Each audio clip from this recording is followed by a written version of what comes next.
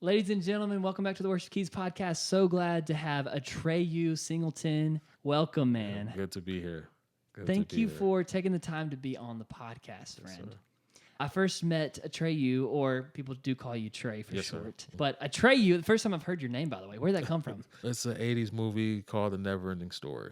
Okay. Yeah, it was came out in 1985. I don't want to date myself, but yeah. Okay. That's where it comes. It means the son of many.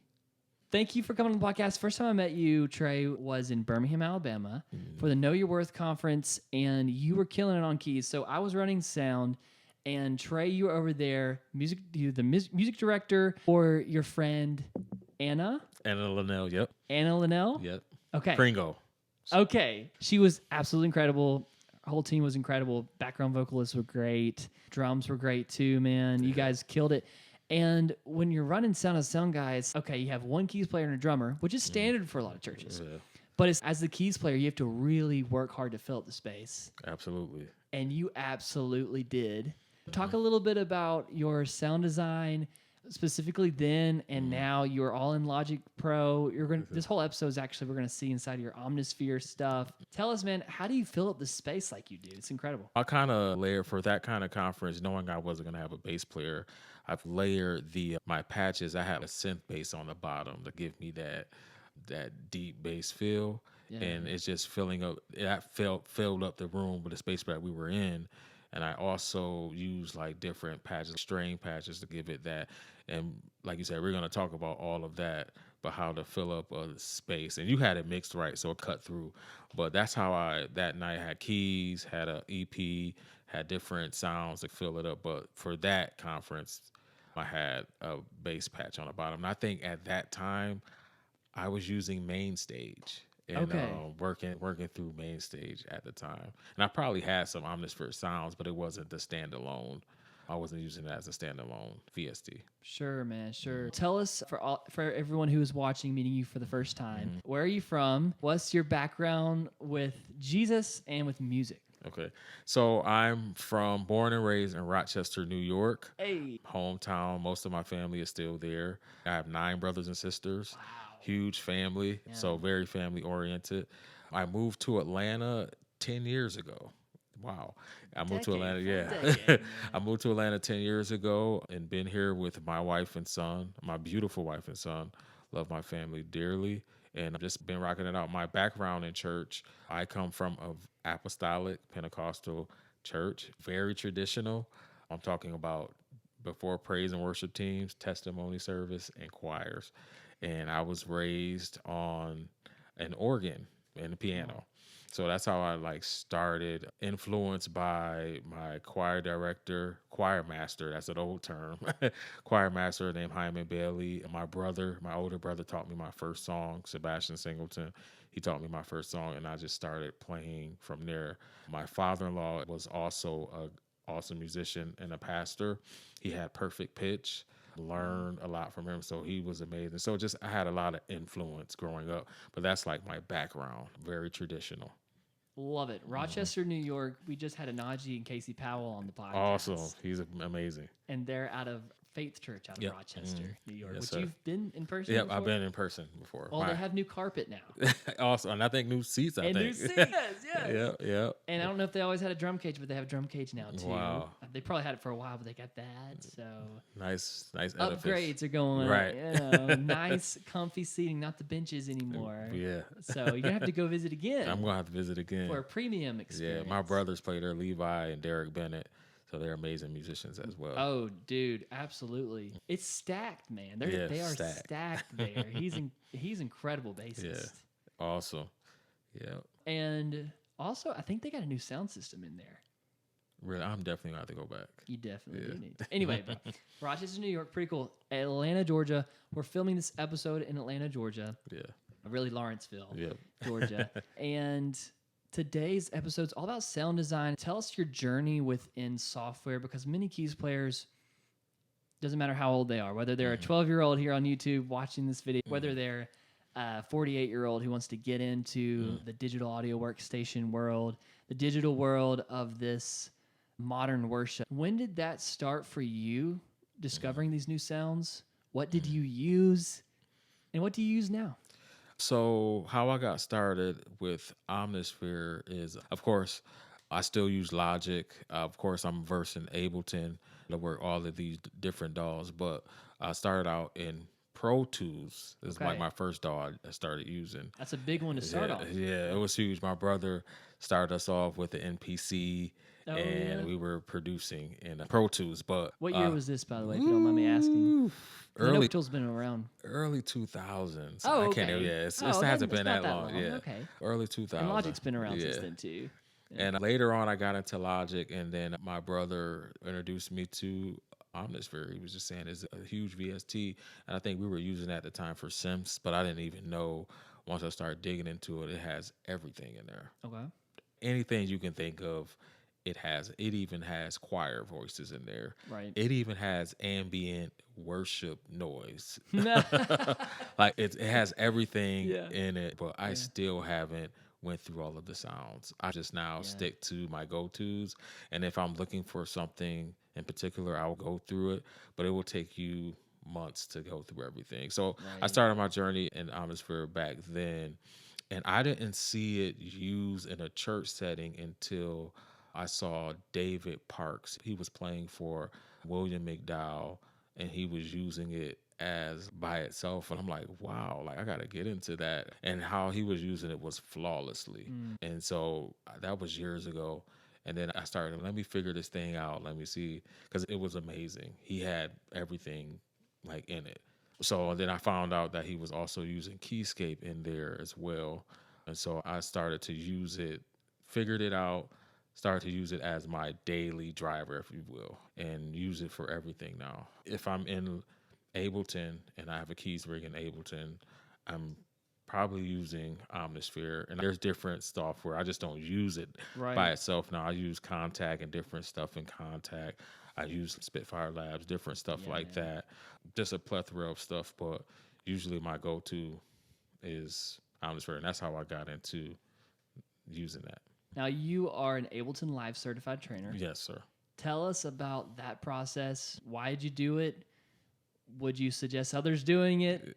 Yeah. What would you say, man? Yeah, I would suggest, if you, because is like the way of the world, if you will. It's like cell phones. And at first, I was still like running stems out of Logic Pro, but there were certain things that I couldn't get around in it, like repeat. And if somebody does know how to do it in Logic, that would be great. But at the time, they didn't have different functionalities like Ableton. So I was able to figure out Ableton. So how did I get certified? There was a master class during the pandemic that someone was offering. I paid for it, and after the course, you get certified.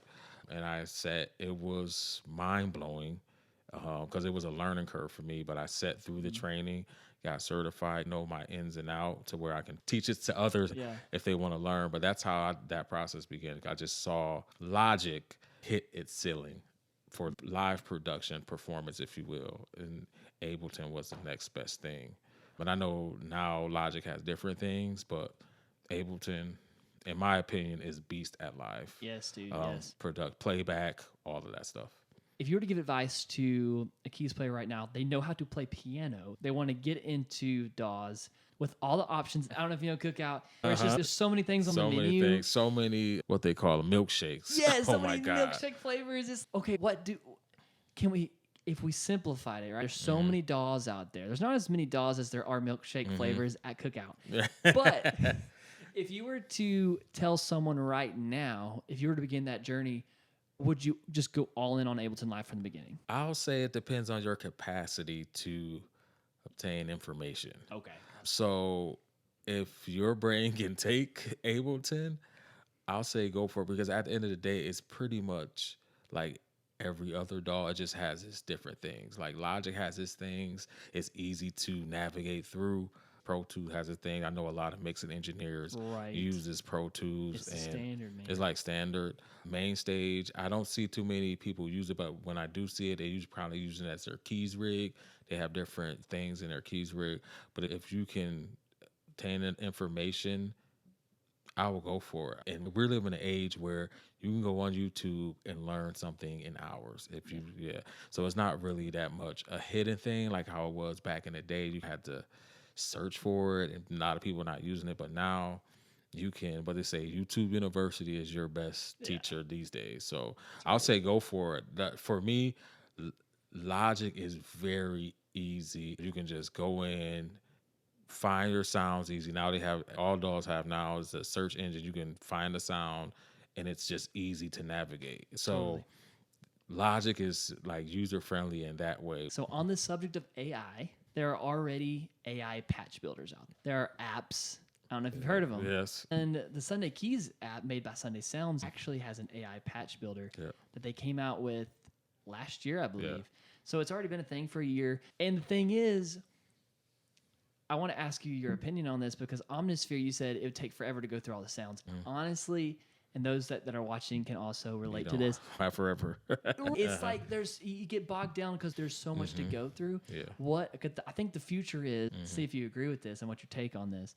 Do you think that in 10 years from now, it's not so much going to be a matter of which DAW and which sound, it's just the sounds are all going to be blended together because they're so good and accessed anywhere? Yeah. And do you think AI is going to take over sound design? Absolutely. It's just, like I said, it's just the way of the world, and that's the direction we're going in. But for me now, because you have so many shows, you have so many services, you have so many things you're playing for, is what is the quickest way to get me there? So when I go sit down, I can just pull up. You still can do that without AI, but you could say if you in a particular setting and you're looking for a certain sound and you don't have time to go through it, it's like, how can I get a cinematic piano sound with some reverb? And it pulls it up. It's like the quickest way to get it, but that's the way of it. Personally, I just like figuring things out. That's just me. So I will still be looking for sounds, but if that's the way of it's going to turn, the way of the world is going to turn, then I'll say we have to embrace it. What I don't feel like AI can do is take the person away. Yes. Like the driver of the instrument. And that's going too far because we have emotions. We see things in the room. We feel things. A lot of our playing is based on feel, based on what we see. Totally. So in that case, no, but doing things the easier way to take out the work of it. And when we don't have time, I don't see no issue with that. Yeah, man, it's crazy.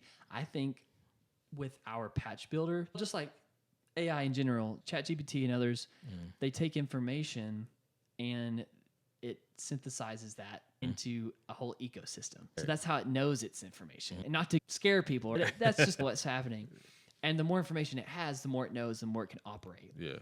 Take that in the music world. I don't want to get deep in a theological or the robots are going to take over us type argument. iRobot. Yeah, but like with the piano world and with AI, if we enable in AI within our DAWs, what's going to happen is they're going to sample the sounds that we're playing, start to reuse it and resynthesize that into their own algorithm and be able to spit it back out. Be like, oh man, so that patch that you made with your own creation, somehow they got that information and can resynthesize that. Like back in the day, in the 90s or whatever, when you went to go make a patch library for your Yamaha piano in the 90s or 2000s, you go get a mic and you start micing things up, and then this great mix engineer will go in and edit the samples, the velocity layers, and people are still doing that now in 2025.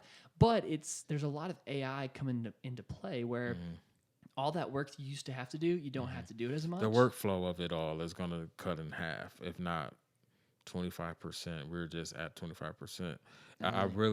That's the quickest thing, and that's why we all have our personal workstations, and we set it up a certain way because of the workflow. How can I get to this quicker? How can I do this faster?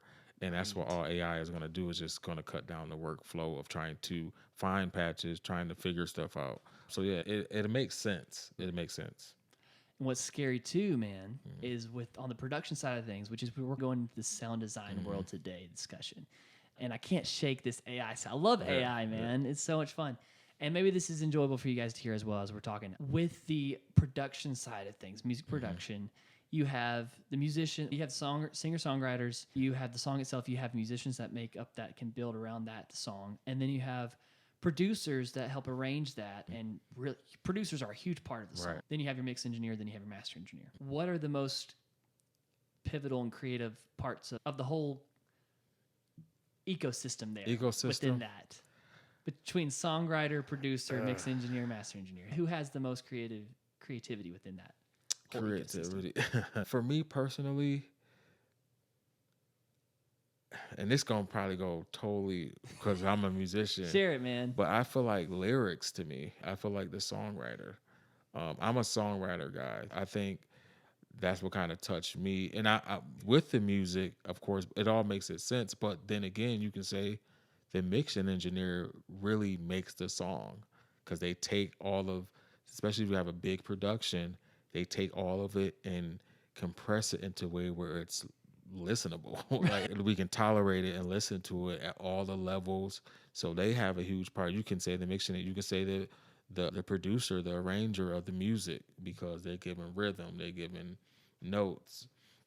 But I think for gospel music, it's not gospel music without the lyrics. Yeah. And I feel like the lyrics make gospel music. Totally. And there's certain things in traditional where chord progressions and different things gives you that traditional feel of church, but gospel is not the gospel without the lyrics and that are expressing the gospel through song. So I feel like lyrics in this setting of gospel music and worship music is the lyrics, and then everything comes to add the nostalgia of it. It was traditional gospel or CCM, whatever. But totally, yeah, that's I would say lyrics, but they all have a vital part. I agree. I think also songwriters, it's the most humane thing. It's like the most heart of the humanity. So I think we can't replace songwriting as much because it's the heart of what we're doing. I think after that, it's the musicians and producer for sure too, because you can totally change the vibe of the whole song. If someone came to you, start singing something, you start putting some chords to it. But when it comes to after it's fully tracked and everything, give it to a good mixed engineer, makes a world of difference. Like makes it actually sound good. Yeah. Take the raw drums and be like, okay, we're gonna clean this up. But to the point there is a little bit of a line, I think, and maybe if y'all disagree, let me know in the comments. But the singer-songwriter and the producer, very much on the creative side, very much on the humanity side, and the mix engineer and mastering engineer, not that they don't have hearts and they don't have souls, but it is more, I think, it's more of an objective art, because there's a frequency spectrum. Things need to fit in the frequency spectrum.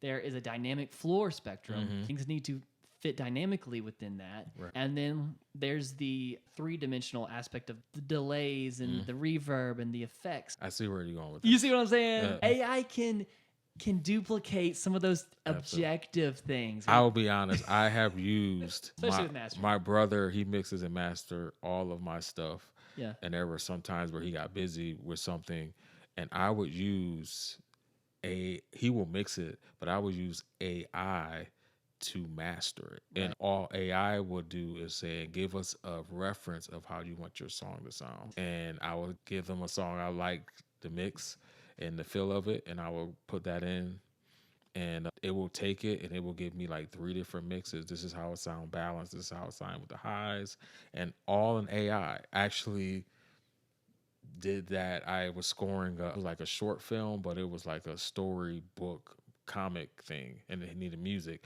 And I couldn't get to my brother, and I just threw it in there, and sounds great. So I get what you're saying. I hate to admit it, but that I knew where you were going with the frequencies, because AI will get down to the science of it and make it happen. And I used it a lot. Isn't that crazy? Yeah, crazy. It is insane. And here's the thing, and I listen to a lot of things about AI. Sorry if y'all didn't sign up for this conversation. Skip ahead if not. But it's crazy because it is true in history, everyone always chooses convenience, which is unfortunate. Unfortunate, yeah. Right? With the typical examples of the horse and buggy, then came the cars, right? People can get there quicker now. So they do the cars, like same thing. And people also were fearful. There were people that did not were afraid that automobiles were going to take over, right? And then computers, and then cell phones, and just goes on and on. Goes on and on. But the thing is, people do choose convenience, and if it's faster and it still works, unfortunately, it is going to be the new norm. So give it 10, 15 years. To our point, you're never going to really replace the person that is behind the seat, behind the piano. This is the Worship Keys podcast. Yeah. So if you're on the keys seat, if you're the producer, if you're dictating where the arrangement's going, even though, yes, AI can write, yes, AI can produce even and do all these things, but what's your end goal and what's the heart of it for gospel and the connection, right? Yeah, absolutely. It's all, and I want to shift this conversation because you focus, and I love being your friend on Facebook, by the way. I don't know if we're friends or if I'm just following a page of yours. No, we're friends. Because I just love your posts, especially when you made a post about Ableton and everything like that. I love what you share. Love your encouragement, even your rebuke sometimes. Oh, Lord. But you have such wise words, and you care about the musician as a whole. Yeah. And the healing aspect of the musician, who they are. I want you to speak a little bit more into that. Yeah. Before you do, you do have some Meta glasses on, speaking of AI. Yeah, AI, yeah. Do you like the Ray-Ban Meta glasses? I love them. Okay. They're actually my prescription glasses, too. That's awesome. But I love them. But it's different stuff it can do. Like, if I say, hey, Meta, take a picture, you're going to see it just took a picture. Different stuff like You're that. On camera. No. And different stuff. So it is cool. I can say, Meta, hey, Meta, what's the notes in a B flat major chord? It can tell me that. Different stuff like that. Different whatever. So, yeah, this is the way of the world. This is the way of the world. It's speaking to you right there. Yeah, it's speaking to me right I heard you were interrupted. Yeah. Let me turn it off because she's just going in right now because I keep on saying, hey, Meta. But yeah, this is the way of the world. Does it light up red when it records or no?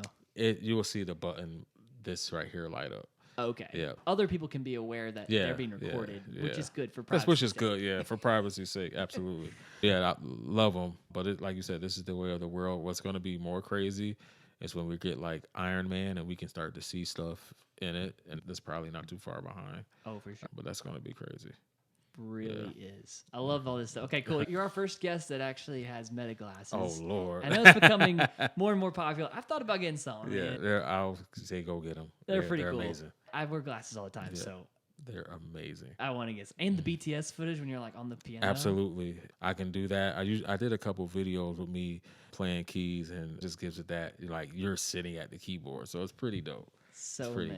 Dope.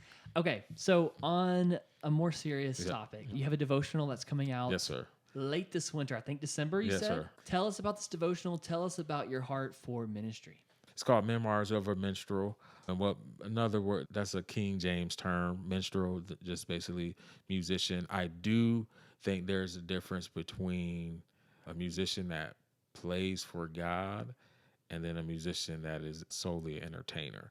I do think so. If you hear me say minstrel, I'm not trying to say one is higher ranked than the other. It's just more significant in the sense of one plays for God and one is an entertainer. Sure. There's a difference. And so my heart for ministry just was birthed in me at a young age, seeing my mom serve, seeing my family members serve, been a musician in church since the age of 9 years old, been playing since I was 8 years old. So grew up in church serving. That's all I saw. And from my background, church was like our heartbeat. Now people have a lot of options on church and different stuff. We have streaming, but like going to church was every Sunday, Bible class every Tuesday, and that's what I saw. Then my wife is a PK, a pastor's kid, and my wife is too. That's crazy. Their level of service was different. It was not different in the goal, but because you're a PK, like, they served with their like whole heart. I can go through stories of my wife's grandfather built their church from the ground up using their insurance policies. So they have really, it was like different. Just the different stories in my father-in-law, how they serve, my mother-in-law, seeing how they serve. Just like I said, it's just like my family, but just seeing it in between the pastor's point of view and their children and family. And most of them all of them, are still in ministry, serving the same way and everything. That's my ministry background, but playing in church was being a musician. I started out on drums. I was a drummer's drummer, drummer. started out that way. And like I said, my older brother taught me my first song and it went from there. So always had a service for ministry. But as I'm going through life, I didn't have that person to walk me through the adolescent stages, the teenager, and not having that individual to walk me through how to. Of course, I have my parents there in where most of musicians are entrepreneurs and we're working for ourselves, right, balancing different things and different stuff like that. Didn't have that kind of person to walk me through. Did I have individuals show me, oh, this is how you play keys? Absolutely, this is what you do in certain situations. But off the stage, like when life is happening, once you grow older, that you make your mistakes and whatnot, I have to be that for this generation person that I didn't have. I have to be that now. And being a music director, having to deal with different personalities and different bandmates and you're pastoring your team and through discipleship, being there for them. So being the person that someone can come to, Trey, how do I get through this? So that's how I grew a heart for just being a mentor, if you will, because being that what I didn't have growing up. And that's how I gathered that heart for ministry. And yeah, that's who I am. And just from a holistic standpoint, we can learn keys in a good 3 months. We can go like YouTube University. We got people, but the character behind your gift is so important. It's both and. You have to be skillful in what we do because we don't want to be a distraction in service. We don't want to be messing up like, what's that? But also your character is just as important. How you live is important because we're playing for God, of course, but if what we do off stage is not our witness, if it's tarnishing our witness, then what good is it? We're just doing it. But this is more than a hobby. This is a calling. I believe every musician that plays in church, it's a calling because we are ushering people into the presence of God. What would you say to someone who doesn't have mentorship right now? What could they do to seek that out? So for me, finding someone that is at the place that you want to be at is first and foremost. Someone that seems common sense, but it's really not. It's Some really people not. Don't put that together. Yeah, but getting in connection, and even we have social media, and you don't be afraid to reach out, DM someone, but looking at someone's life and saying, I want to be there is like your first kind of gut feeling or intuition, if you will, whatever, that I'm looking at. I'm getting mentored because I want to be at a place where that person has blazed a trail. We're in the same kind of genre, if you will, and reaching out to them. But with mentorship, the person just didn't get to where they're at just because it takes a level of discipline. And that's what mentorship really is. Basically, you're being disciplined in the area to take you to that next level. So first and foremost, are you a teachable individual? Because mentorship is not going to work if you're not teachable. If you think you already know it all, it's not going to work. Yep. So that's one way to reach out. If you're somebody that you're around all the time, just going to ask, do you mentor? I would love to be mentored by you. Or it don't even have to start off as mentor. I would love to learn a few pointers from you in your field of work, whatever it is. In this case, we're talking about musicians and just reaching out, but also realizing that mentors really don't baby you. So it's going to be on you to reach out and to be persistent in that, because they're not going to be like, oh, he asked me to mentor, let me mentor. Mentors and people like that have tons of people, and it's on you to reach out and keep that follow through going. What should I be working on this week or whatever? And don't get discouraged in that because you have to reach out. That's just how it is. And if it's a good mentor, they're going to reach out. How's life going? How's things going? What you need help with, what you need to focus on this week. So those are two ways in this, make it relevant for this age, DMing, or if it's somebody DMing, but if somebody in your, that you're around all the time, just asking and just moving forward with that. You do have a son. He's a teenager. What differences do you see from past generations versus teenagers now? Can you speak into that? Do you have any opinion on that? Yeah, ways to help us. it's at their fingertips now. My son he's a musician as well. He's getting piano lessons online. Like his teacher meets him online. I will hear him practicing, and he's like following a YouTube video. When I was growing up, it was pressing fast forward, pressing rewind on a tape, Right. and having to learn it. We didn't really have that experience to where I can look at a screen and learn anything. You can learn scales, you can learn modes, you can learn and how to play a song. They will walk you through tutorials. Yes. And that's the difference I see now. And it's just accessible to them. Like it's right at their fingertips. And absolutely, we had to go through the trenches to figure it out and learn. And if you know how we can gospel musicians, so like a musician like Corey Henry, right? We didn't have our musicians back in the day. I didn't have access to just see a video of them. Like I literally had to hear a tape. Oh, that's so and so playing. Look at the credits. But now it's here. So that's the difference. I believe it's just the information age. They just have it at their fingertips, and it's easy to learn. 100%. Tell us more about the devotional coming up later this winter. So Memoirs of a Minstrel is basically a devotional, and it's going to be in 3 volumes. I approached it soft, medium, loud. Yeah, really, it's probably going to intensify, but it really came from, I know that a lot of us are on the go, so I didn't want to make this long 30-day devotional. So I wanted to break it down in 3 sections. And in there, you will have sections of applications, you have sections to journal. But it's basically going to, because we don't say this a lot of times, but musicians deal with a lot of stuff. We are always under the microscope of critique. We get rejected. Sometimes we go for gigs, sometimes we go for jobs, and we get rejected. And there's a lot of stuff that we deal with that we don't talk about, the financial piece, the mental piece. So it's going to be dealing with all that, like the repentance, like having a repentant heart, just different stuff on just being a worshiper, being presence driven and not a performer, going after the presence of God. And just it's going to be different things, and I'm going to walk you through. Some will be my life experiences, and some will be some general kind of things, but it will all have like prayer. It will have scriptures that you can reference, and it's going to be good, but it's more so just to strengthen the musician, singer, songwriter, whoever finds a need for it.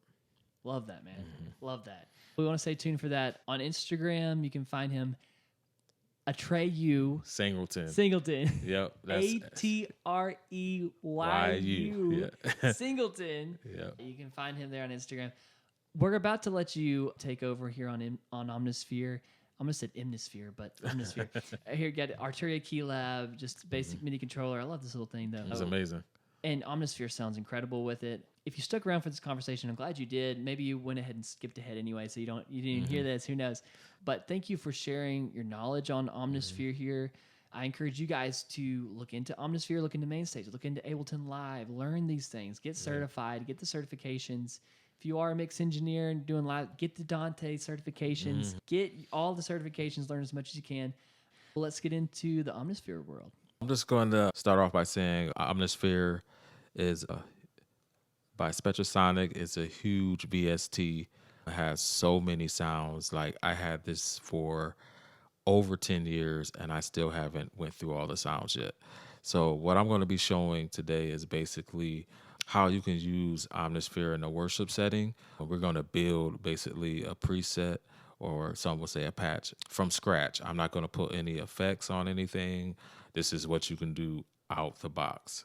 So right now I have a blank canvas, if you will.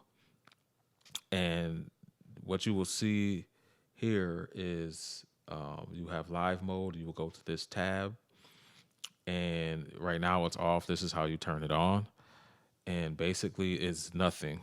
This is like the default sound I have in here. So that's what you're hearing. But this is how we're going to build. So usually in my normal setting, I will have like a Nord keyboard. I will use that for keys. And from there, I will probably use a pad in there. If I don't, usually I upload sounds to it. So I will have a pad, or if not, I will just have keys. and you can't really go wrong. But in this case, we have a MIDI board, and I'm going to show you how to add keys. So what the software I'm using is Omnisphere. It's kind of like the brain, but another VST I'm using as well as Keyscape. Right now, this is the blank live mode. So this is off and this is on. So now that you have this on, we're going to go and select a keypad. So I'm going to go to my Keyscape library. I'm just going to, the C7 is always fire.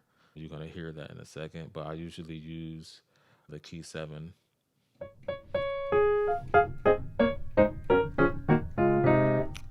Very good. And right now I have an expression pedal, so I'm going to go in here and turn that off so it won't fade in and out. I usually use the expression pedal for strings, and we're going to get to that too. So I'm going to go to main, and this is how you turn off the expression pedal. It's right on the side. This is on, this is off. So now, and that's that. So next, I like to always layer that with an EP. So we're going to go to the next sound.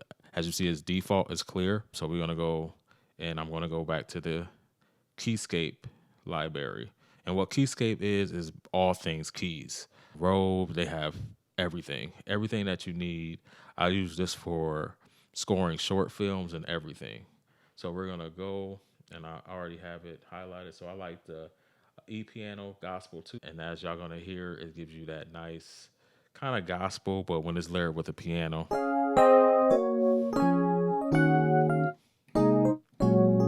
But layered with a piano, it sounds amazing. So now I'm going to layer these together. So side note is that you're going to go on this tab right here, and you're going to go, usually I have a MIDI controller, but in this case, we're just going to use the mouse and keypad, and it says mouse select mode. And you're going to go latch. So what latch do is basically hold the instruments on. So here we go. This is how it sounds together.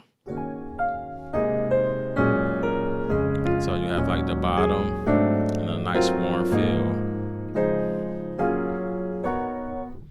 And that's keys. So now we're going to add strings. And basically we're going to go turn these off and get out of the Keyscape, go to all. This is going to give you all your sounds. I have this sound I like. It's called cathedral orchestra strings, and it's amazing. So we're going to go, and usually this is when I turn on the expression pedal because it gives me control over the volume. So here goes the strings. So this expression pedal down.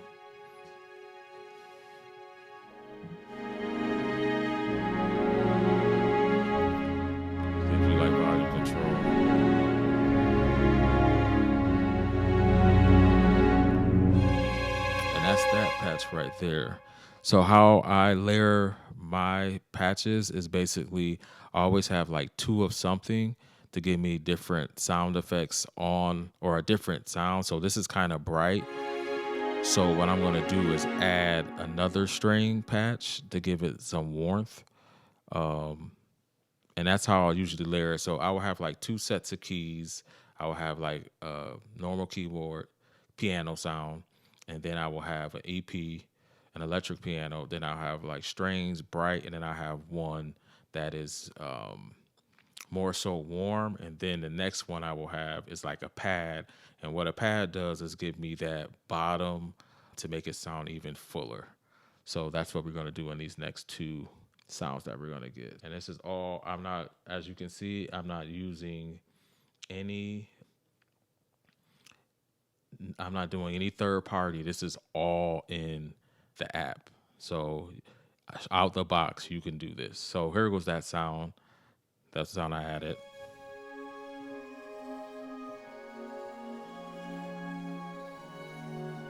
So let's just give it another tone.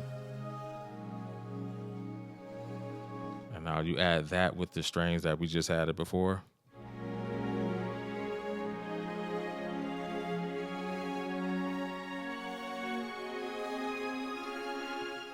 So you can hear it, like how it coming together. So now let's add the piano and I'll add just the keys from here.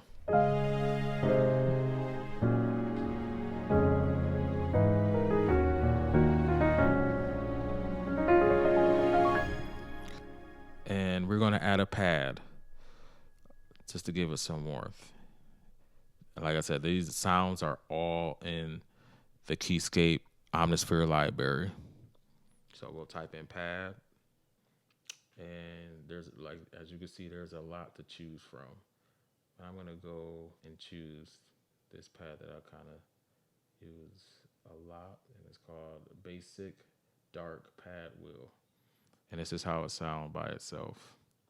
And usually with my pads, I don't put on an expression because I usually want that kind of to like play even with the volume down, just so I can have some type of ambiance to what I'm playing. So this is a pad right here. And you can use the pitch bend wheel, the mod wheel, it will like brighten it up. And you can do that with the strings as well. So this is with the strings and the pad all together. This is giving me that bright, that warm, and then the low feel.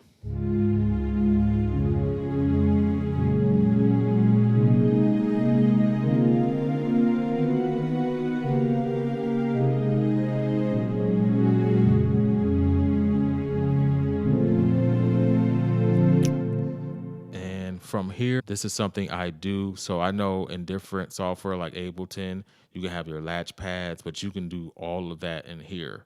You can have a latch pad going, and usually I put that at the last kind of segment, as you see. So we're going to add a latch pad right here, and I have some different pads in here, and I'm just going to grab this one right here.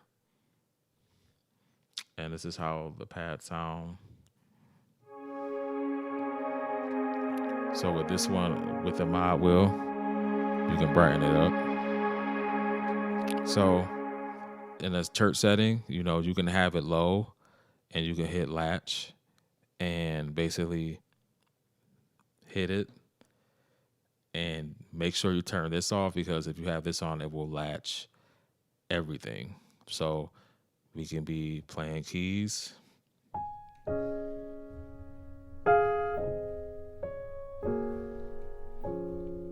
I can fade in that latch.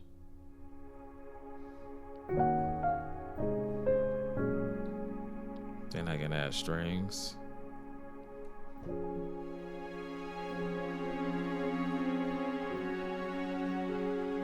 This is all in the Omnisphere software. As you can see, I didn't do any tweaking or anything.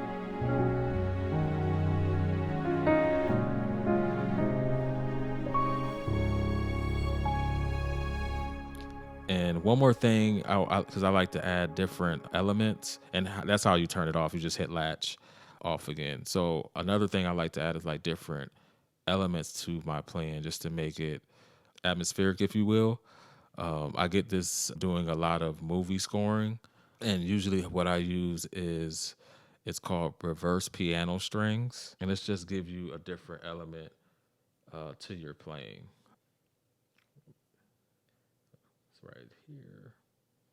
Yeah, reverse piano strings. So this is what it sounds like by itself.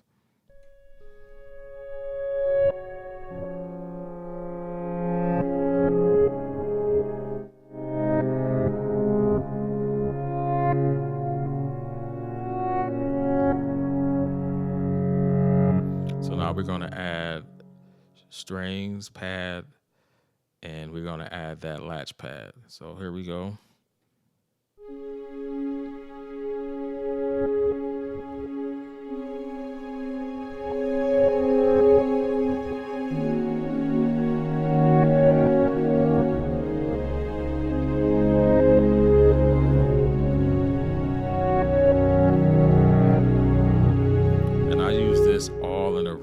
Setting. There's actually videos of me doing this in a real life setting. One of the ministries I used to play at was very big on just, it sounded like a movie. It sounded very theatrical. Let me say it that way. It sounded very theatrical.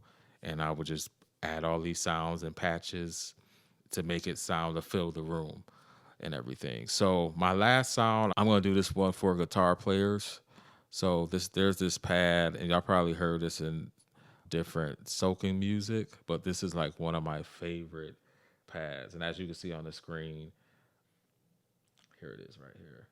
So I use this too. I do, not shameless plug, but I have a lot of soaking music online, and I use this sound a lot in my soaking music. It just gives it more of, like I was saying earlier, more atmospheric feel.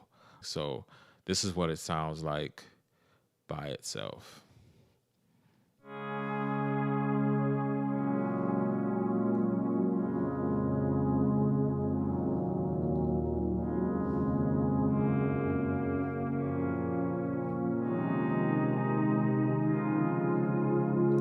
And that's the sound. And like I said, I wanted to make sense. So this is what it will sound like with like strings. I will pull it up a little bit just so you can hear it. It gets very low on the low end.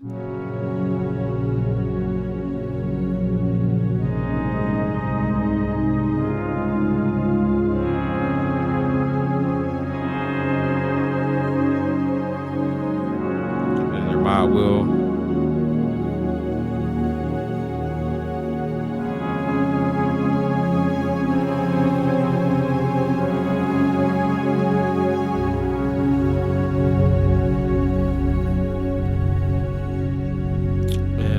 There, we just built a patch from scratch.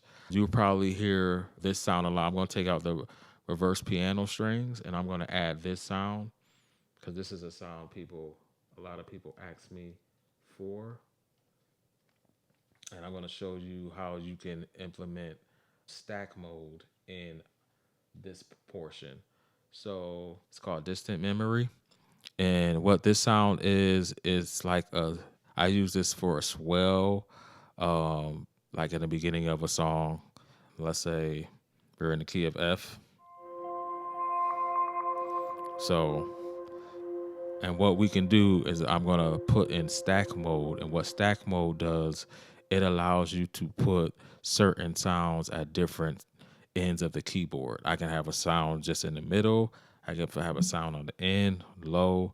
So this is how so we're here in live mode. This is how you activate the stack mode. You see the stack mode note region, you hit that. And now here we're going to go to stack, and it's on. And we're going to go show all sounds, and that's that distant memory we just put in. I'm actually going to push that to the end of the keyboard. And what I'm going to do is go to this corner, and I'm going to have it fade in. You can do this with a lot of sounds as well. So now it's only going to play up here. See, it's not down here. I'm going to actually move it up some. You can move it and adjust it to where you want it. So this is how that makes sense. So say we're doing Holy Forever.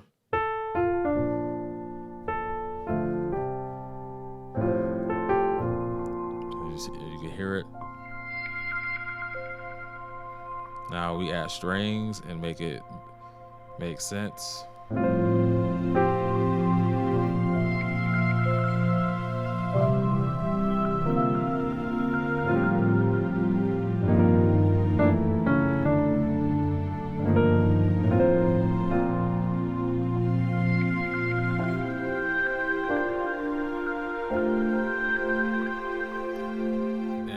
There you have it. We just created a patch from scratch. I don't know why that's rhyming, but you can use this in any setting.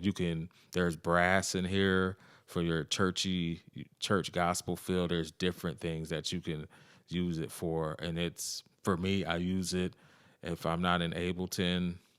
If I had to bring my software, this is usually what I'm using. And I have a MIDI controller to control all the faders and whatnot. But there you have it. That's Omnisphere.